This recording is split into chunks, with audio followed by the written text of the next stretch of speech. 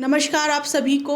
और आज का ये जो वीडियो है ये शनि का जो गोचर 29 मार्च को मीन राशि के अंदर होने जा रहा है उसके ऊपर है और ये लास्ट पार्ट है।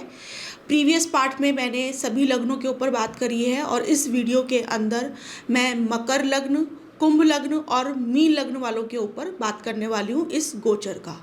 तो इससे पहले मैं एक अनाउंसमेंट करना चाहूँगी। 28 मार्च से मेरा एक जो वैदिक ज्योतिष का एक कोर्स स्टार्ट होने वाला है और बड़े ही डिफरेंट तरीके से मैं इस ज्योतिष को पढ़ाने जा रही हूँ। अगर आप इंटरेस्टेड हैं तो इस कोर्स को आप ज्वाइन कर सकते हैं। डिस्क्रिप्शन में आपको सारी डिटेल्स इसकी मिल जाएगी। तो चलिए इस वीडियो की शुरुआत करते हैं शनि का गोचर मीन राशि के अंदर। तो सबसे पहले थोड़ा सा हम मीन राशि को समझते हैं और शनि मीन के अंदर किस तरीके से अपना प्रभाव देंगे और नक्षत्र बहुत इम्पॉर्टेंट होते हैं, हम नक्षत्र को भी डिस्कस करेंगे।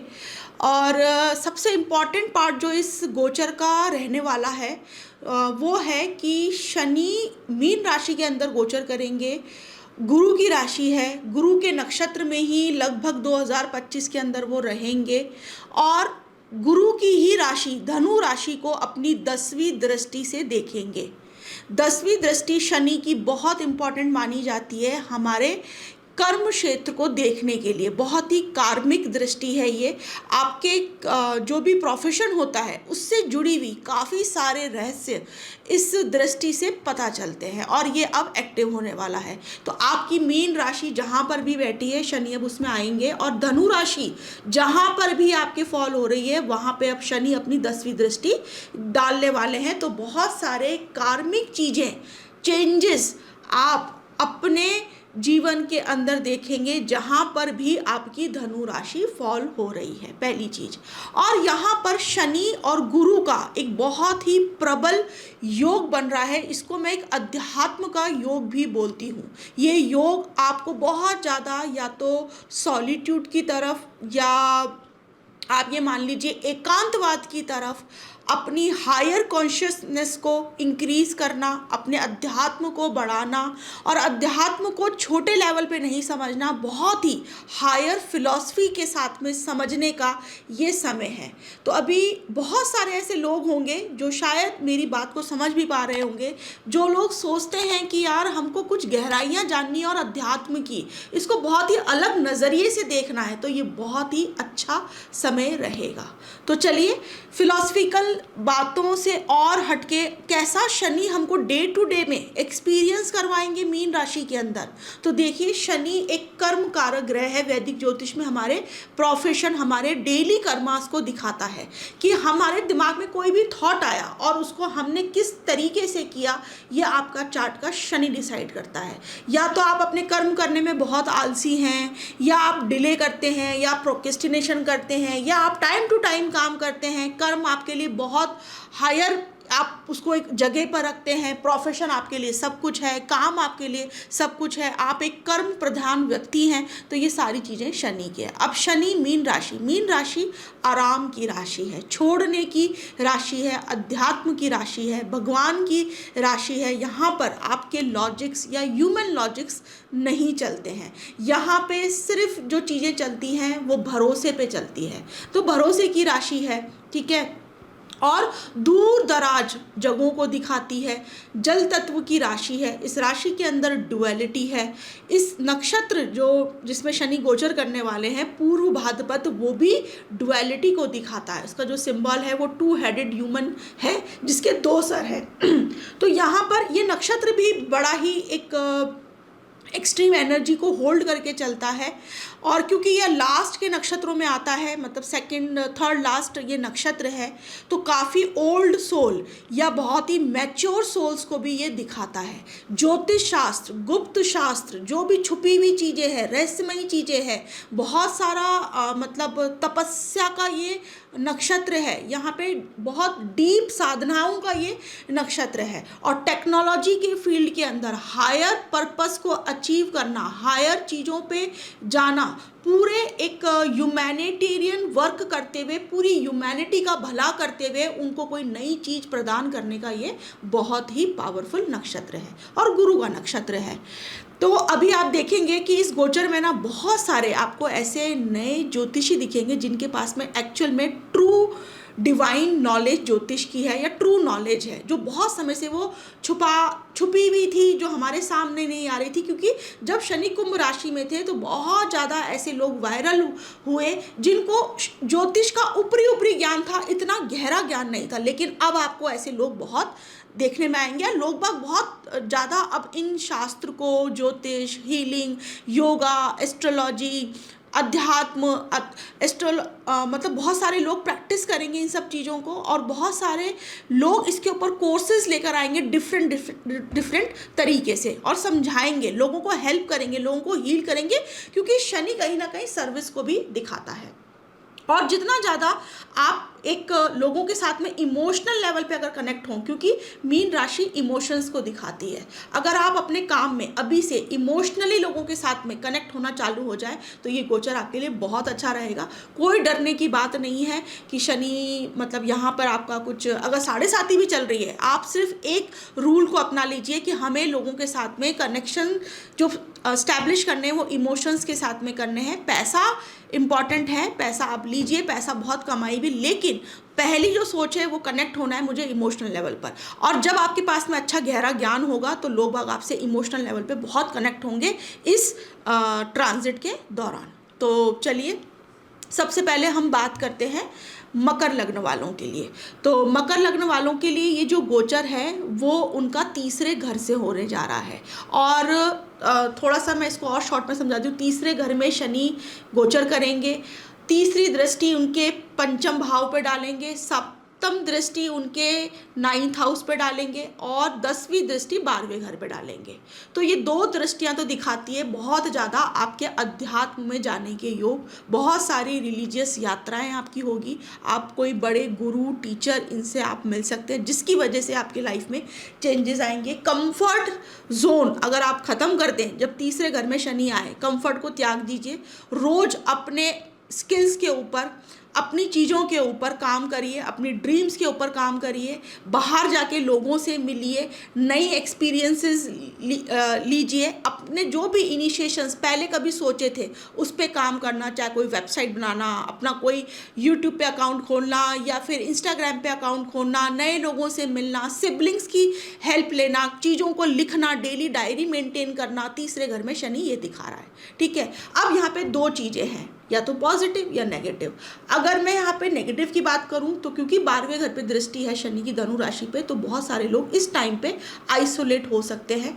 आइसोलेट के भी 2 फॉर्म है, या तो सॉलिट्यूड हो जाएगा या डिप्रेशन हो जाएगा। डिप्रेशन में इंसान मुझे किसी से बात नहीं करनी, मुझे किसी से मिलना नहीं है, दोस्ती, क्योंकि 3rd हाउस, फ्रेंड्स, नेबर्स, उनसे आपका कट ऑफ हो गया, उनसे आपकी नहीं जम रही है, पट रही है, उनसे एक आपकी किनारगी हो गई कहीं ना कहीं, और आप डिप्रेशन में चले गए। दूसरी चीज़ है पॉजिटिव एस्पेक्ट। पॉजिटिव एस्पेक्ट, आपने इनके साथ में कहीं ना कहीं जो आपके फ्रेंड्स ऐसे थे जो बहुत ज़्यादा आपकी लाइफ के लिए कोई बहुत ज़्यादा बेनिफिशियल नहीं थे, या नेबर्स के साथ में आपका फालतू टाइम पास हो रहा था, ठीक है, अब आपका एक जगह मिल गई, आपको समय मिल गया, आपका इनसे कट ऑफ हुआ, और अब आप अपना एक्चुअल में एफर्ट डाल रहे हो अपनी प्रोडक्टिविटी के ऊपर, मतलब कुछ ना कुछ प्रोडक्टिव काम कर रहे हैं आप। तो बहुत अच्छा ये समय आपके लिए रहने वाला है।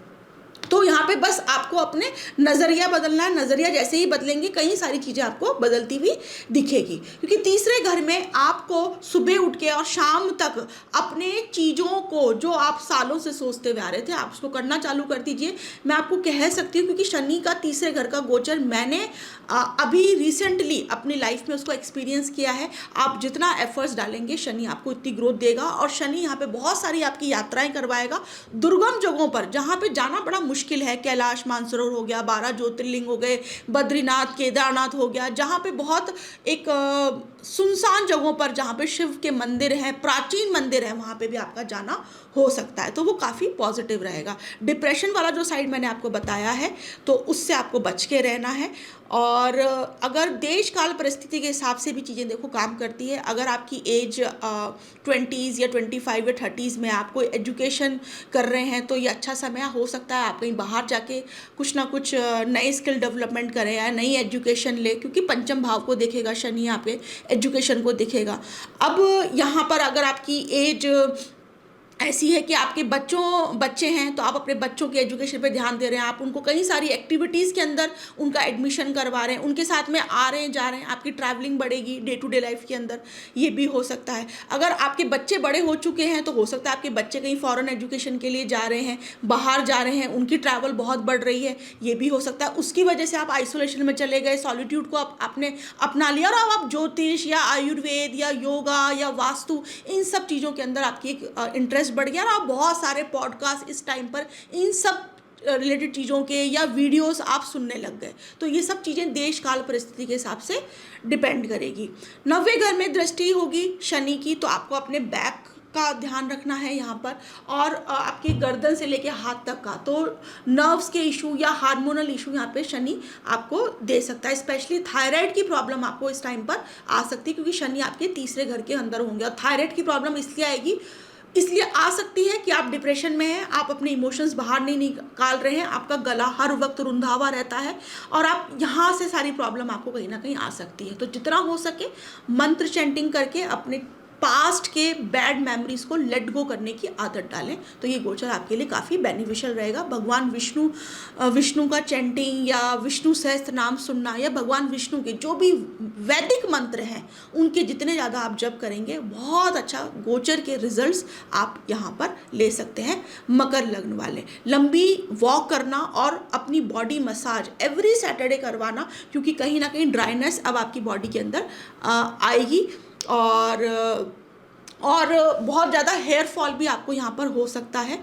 तो आपको अपने डेली अपने फूड, अपना डेली रूटीन, अपनी डाइट, वॉक करना, इन सब चीज़ों के ऊपर ध्यान देना है। ये प्रैक्टिकल रेमेडीज़ है शनि की।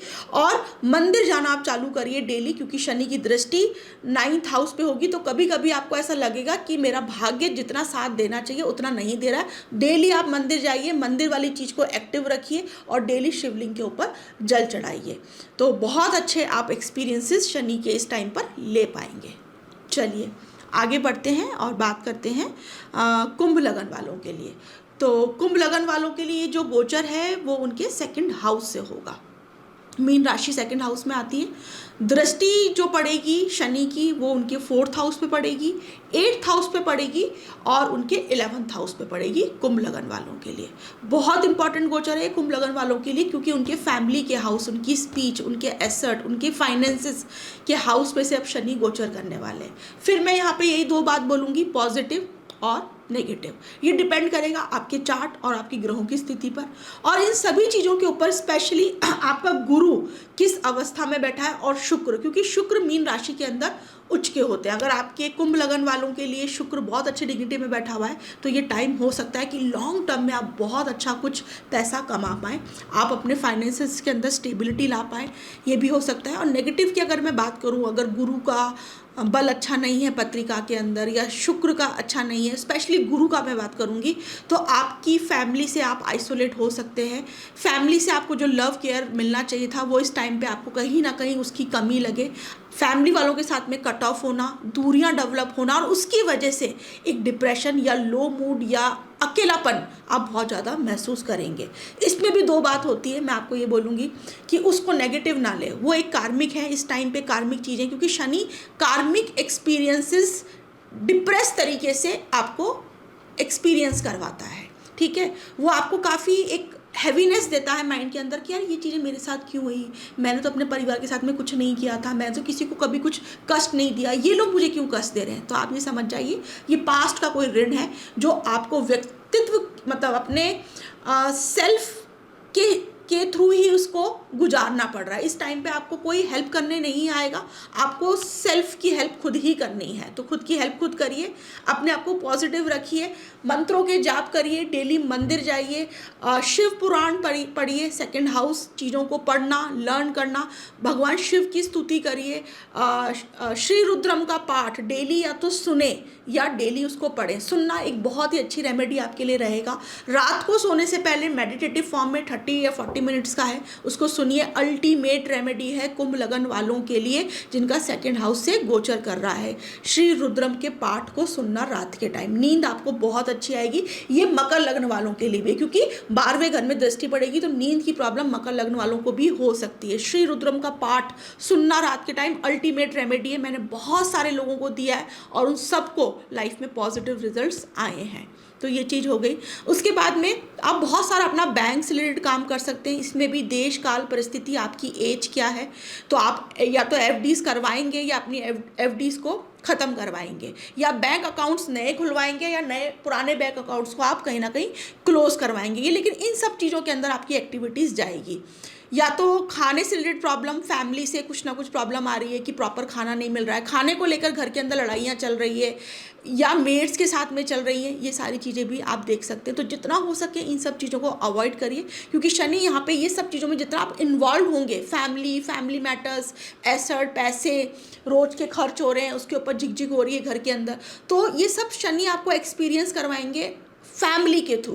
और आपको एक अंदर से मायूसियत आएगी कि यार मेरे फैमिली वाले या पैसों को लेकर ये लोग इतना ज़्यादा मेरे साथ में क्रूएल बिहेवियर क्यों कर रहे हैं। तो ये पास्ट के कार्मिक हैं चीज़ें, उसको आप शांति से, आराम से उस चीज़ से आप उसको मतलब पास करना, तो ये ज़्यादा अच्छा रहेगा। मैं आपको सारी चीज़ें यहाँ पर प्रैक्टिकल बेसिस पे बताने की कोशिश कर रही हूँ। फिर उसके बाद में शनि आपकी तीसरी दृष्टि 4th हाउस पे, तो फिर फैमिली, होम एनवायरनमेंट, मदर, तो घर के अंदर कुछ डिप्रेसिव सा माहौल रह सकता है। तो शाम के टाइम पे अंधेरे में नहीं बैठना है, अच्छे से लाइट जला के रखना है। घर के अंदर पुरानी चीज़ें जितनी भी हो शनि रिलेटेड, या तो उसको हटाएं या उसको रिपेयर कराएं। फर्नीचर अगर आवाज़ कर रहा है, फर्नीचर टूट गया है, तो उसको रिपेयर करवाएं। अपने शू रैक को अच्छी तरीके से नीट एंड क्लीन रखने की आदत डालें, क्योंकि शनि की दृष्टि होगी। पुराने क्लटर को ख़त्म करें। फिर उसके बाद में शनि अष्टम भाव को देखेंगे। फैमिली रिसोर्सेज, आपका इनहेरिटेंस, आपके इन लॉस, इनको लेकर कुछ ना कुछ बैड न्यूज़ आना, या वहाँ पे कुछ डिप्रेसिव सा माहौल रहना, उस वक्त को भी शांति से निकालें। और जो मैंने रेमेडीज़ बताई है आपको शनि की, वो आप करते चलें तो ये टाइम आप इजीली निकाल पाएंगे। लेकिन जो लॉन्ग टर्म में अगर आपके इनहेरिटेंस को लेके फैमिली इश्यूज़, इन लॉस जो चल रहे हैं, वो आने वाले 2-2.5 साल के अंदर शनि महाराज उसको फिक्स करके, मतलब उसको निपटा के ही जाएंगे। बस वो जो एक्सपीरियंस करवाएंगे ना आपको डे टू डे लाइफ में, वो थोड़ा सा भारी रहेगा। बस यही होता है मैलेफिक गोचर के अंदर। अब शनि की दृष्टि 11th हाउस, तो आपके बड़े भाई बहन, आपका नेटवर्क, आपका फ्रेंड सर्किल, आपके इनकम के अंदर कुछ ना कुछ आप बड़ा परिवर्तन, प्रभाव देखने वाले हैं। ये डिपेंड करेगा पॉजिटिव और नेगेटिव आपकी पत्रिका के हिसाब से। और इनकम यहाँ पर आपको कुछ ना कुछ आप खर्च करने से पहले भी हो सकता है कई बार सोचें, तो ये चीज़ें हो सकती है। आपके बड़े भाई बहन हैं तो वो काफ़ी सोच समझ के अब खर्च कर रहे हैं। बड़े भाई बहन का काफ़ी खर्चा हो रहा है उनके बच्चों को के ऊपर, उनको एसेट्स डेवलप करने के अंदर, कहीं रीलोकेशन हो रहा है उनका, कहीं ट्रैवलिंग हो रही है उन लोगों की, ये हो सकता है। आपके फ्रेंड सर्किल के अंदर कोई ना कोई आपको ऐसा लगा कि आपका फ्रेंड काफ़ी डिप्रेसिव कोई सिचुएशन से निकल रहा है, तो आप हो सके तो अपनी फ्रेंड की हेल्प करिए या अपने बड़े भाई बहन की हेल्प करिए, क्योंकि 10वीं दृष्टि काफ़ी कार्मिक है। ये मैं पहले ही वीडियो में आपको बता चुकी हूँ। तो अपना जो भी आपका फर्ज बनता है, आपका कर्म बनता है, उसको आपको कंप्लीट करना है कैसे भी करके। लेकिन शनि यहाँ पे जो दृष्टि डाल रहे हैं आपकी 11वें घर के अंदर, तो आपको कुछ लॉन्ग टर्म के अंदर कुछ ऐसे प्रपोजल्स, या ये भी आपकी एज के हिसाब से डिपेंड करेगा, आपकी लाइफ में आ सकते हैं जिस पे मेहनत अभी आपको लगेगी करना, लेकिन लॉन्ग टर्म में वो काफ़ी बेनिफिशियल रहेंगे आपकी पैसिव इनकम के लिए। तो ये वाला टाइम आप इस चीज़ के लिए डालें। अभी की मेहनत के बारे में नहीं सोचें, अभी मेहनत करें। आने वाले 2-2.5 साल बाद में जब वो प्लेटफॉर्म तैयार होगा तो आप उससे काफ़ी अच्छी खासी इनकम गेन कर पाएंगे। तो ये है कुंभ लगन वालों के लिए। कुंभ लगन वालों के लिए क्योंकि शनि ही उनका लग्न का मालिक है, तो उनको अपनी बॉडी, अपनी हेल्थ पे बहुत ध्यान देना है। लंबी वॉक करना, डीप ब्रीदिंग एक्सरसाइज करना, सैटरडेज अपनी मसाज, बॉडी मसाज, क्योंकि बॉडी में काफ़ी आपके एक ड्राइनेस आ सकती है। आपको बोन्स या नी रिलेटेड कोई प्रॉब्लम यहाँ पर हो सकती है, या आपकी फैमिली, क्योंकि सेकंड हाउस में जाएंगे तो फैमिली को हो सकती है। तो फैमिली में किसी को हो तो आप उनको जो रेमेडीज़ मैंने आपको बताई है सेम उनको आपको बतानी है। तो वो अगर इन चीज़ को, इस रूटीन को अगर फॉलो करें तो काफ़ी इजीली ये गोचर वो लोग देख पाएंगे। नहीं तो बहुत ज़्यादा डॉक्टर्स के जा रहे हैं, बहुत सारा मेडिसिन ले रहे हैं, फैमिली का, क्योंकि सेकंड हाउस फैमिली की वेल्थ, तो फैमिली का पैसा कहीं ना कहीं इन सब चीज़ों के अंदर खराब हो रहा है। तो कुंभ लगन वालों के लिए ओवरऑल चीज़ें मैंने डिस्कस करी। अब लास्ट जो लगन है वो है मीन लगन। तो मीन लगन वालों के लिए ये गोचर बड़ा ही डर है लोगों को कि मीन लगन है या मीन राशि है तो हमारी साढ़े साथी भी स्टार्ट होने वाली है। और लगन के अंदर जब शनि आते हैं ना तो आपको मैच्योर बनाते हैं, या तो आप अब अपनी उम्र से आप बड़े दिखने वाले हैं। 2.5 साल के अंदर आपका चेहरा, आपके बाल, आपके बात करने का तरीका, सोचने का तरीका, सब कुछ बदलने वाला है। शनि अब आपको मैच्योरिटी तरफ लेके जाएंगे, प्रैक्टिकल एक्सपीरियंसेस करवाएंगे, सही असलियत इस दुनिया की अब आपको अपनी आंखों से देखनी है। कोई आपकी हेल्प नहीं करेगा और डरने वाली कोई बात नहीं है। हर चीज़ का जितना हम खुल के सामना और पॉजिटिव वे से करेंगे तो कोई गोचर, कोई ग्रह हमारे दुश्मन नहीं है। वो उनके तरीके होते हैं एक्सपीरियंस कराने के, तो वो उस तरीके से करवाते हैं। तो शनि लग्न के अंदर मीन राशि में आप बहुत ज़्यादा फिलोसफिकल होने वाले हैं। आप बहुत ज़्यादा, आपको लगेगा कि यार मैं नई नई चीज़ें लर्न करूँ, मैं अध्यात्म को और पढ़ूँ। आप बहुत सारी ऐसी किताबें पढ़ेंगे जो कि अध्यात्म से जुड़ी हुई किताबें हैं। आप बहुत सर्च करेंगे ऐसे teachers, higher gurus, philosophical gurus,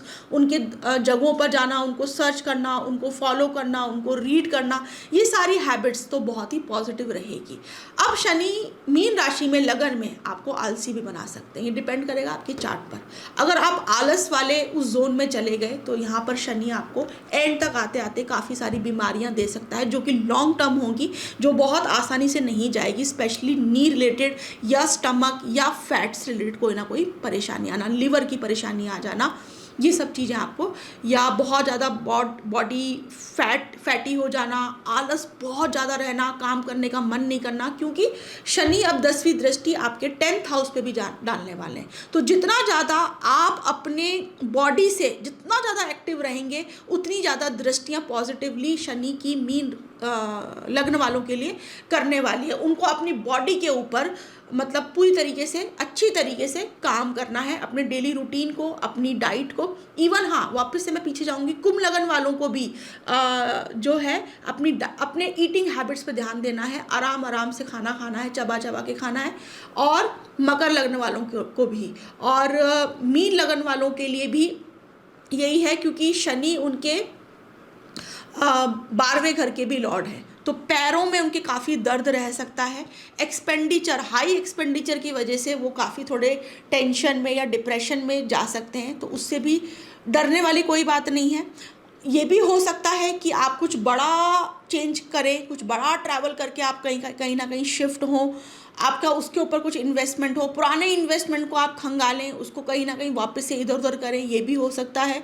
और 12वां घर हॉस्पिटल भी है, तो हो सकता है कि आप छोटी छोटी बीमारियों को लेके आए दिन हॉस्पिटल जा रहे हैं, और वो सिर्फ आपके आलस और काम में मन नहीं लगना, उदासीन सा कुछ ना कुछ अपने आप में फील होते रहना। तो मैं यही बोलूँगी, मीन लगन में अगर शनि है आपका लगन में गोचर कर रहा है, आप सिर्फ अपने फिजिकल अपीयरेंस, अपनी बॉडी के ऊपर जितना ज़्यादा ध्यान देंगे, आपका ओवरऑल चार्ट जो है वो पॉजिटिव एस्पेक्ट के अंदर बहुत अच्छी तरीके से काम करेगा।